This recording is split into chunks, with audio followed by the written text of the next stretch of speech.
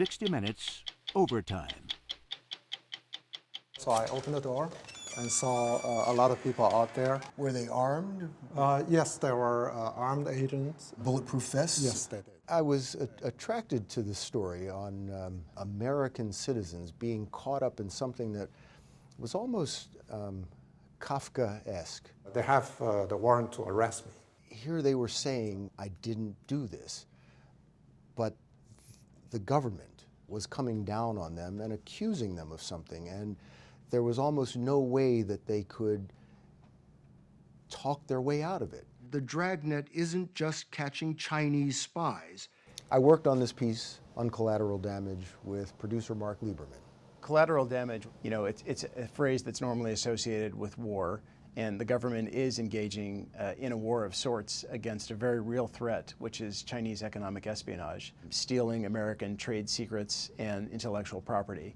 And the Justice Department considers it a national security emergency. They say it costs our economy hundreds of billions of dollars a year. And sort of in this climate, Professor Shi got caught up. Professor Shi was telling us about that day that the FBI came pounding on the door. Can you tell me about that? I walked through literally the gun point. Guns pointed at you. Right. And you had to put your hands up. Right. Professor Shi's wife told us that it reminded her of something from a movie where, you know, armed agents were going through a drug dealer's house. My dad was pushed up against the wall and, you know, in handcuffs. When they took me out, I really had no idea when I will be seeing them again. He didn't know why he was being arrested, and he figured it was a mistake. The impact of it, how serious this all was, I don't think hit them until they actually saw the indictment. And at the top of it, it says, the United States of America versus Shaoxing Shi. It's like this country is actually fighting against my dad. To me, that was like a very hard punch to your stomach. Only CBS 3 was there. You know, news reporters were in the front yard. They were really besieged, I suppose, by the news of this, and so they just sort of hunkered down. Temple University Physics Department Chair Zhaoxing Ji. We would watch the news and they would say, my dad is an international spy, that he's been selling secrets to China and things like that, that were just not true. At the heart of Shaoxing Shi's case was a piece of equipment called a pocket heater, and it's a device that's used for research into superconductors, and that was his specialty. So this is your main lab? This is the lab. The government thought that he was passing that technology to scientists in China, but in reality he was not sharing that device with anyone in China. The government had the science completely wrong. Is this in any way similar to the pocket heater that we've been talking about? Not at all. It is very different from the pocket heater.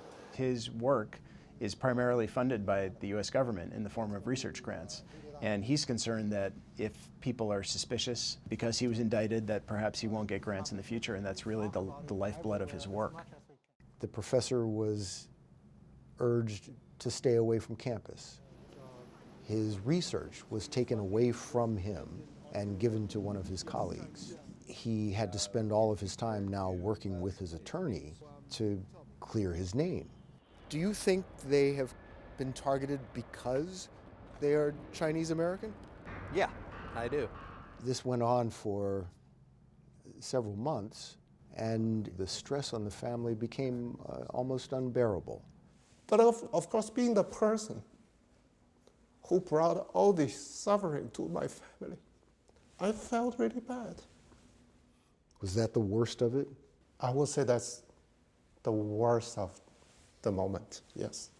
During our interview with Shaoxing Shi, even though the charges had been dropped at that point, the government still had the ability to file other charges. So he was still under the cloud of suspicion in his mind. It turned out that the deadline came and went and the government didn't bring any other charges. But he was fearful. I am still a little bit afraid that the FBI could still be watching me. Do you think your father, your husband, is due an apology? I certainly think so. It completely changed our life.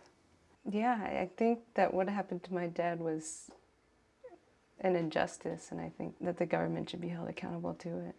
But the Justice Department is not in the habit of making apologies. The Justice Department said in their statement that, essentially they did the right thing, that the system worked, that when they found evidence that, contradicted the case, they dropped the charges, and end of statement, period. So the FBI agent who testified against you did not know what he was talking about? This is complicated, right? I'm not sure I understand it. What they were accusing him of, if a scientist had actually taken a look at it, it would have just gone away in a flash, because it was not true. But they jumped first, indicted first, and found out that they were wrong later. These kinds of prosecutions wreck families. Put a strain on you all. Yeah.